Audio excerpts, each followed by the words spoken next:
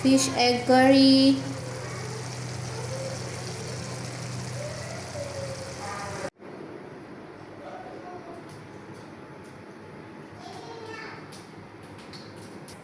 Yan.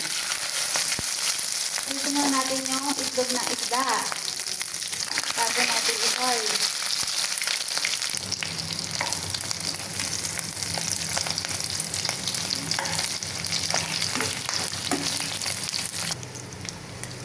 Yan. Saka natin i-set aside yung itlog ng isda.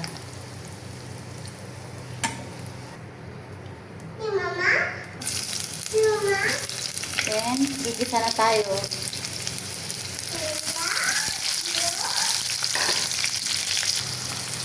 Yan, gigisa na tayo ng bawang, sibuyas, luya, saka kamatis.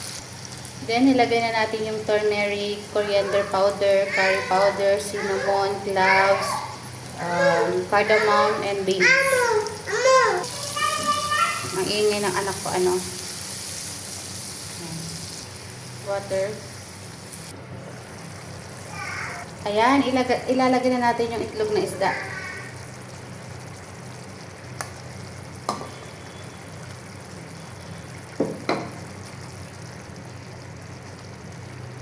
Yan. Fish egg curry for lunch. Ayan, tikman na natin. So good.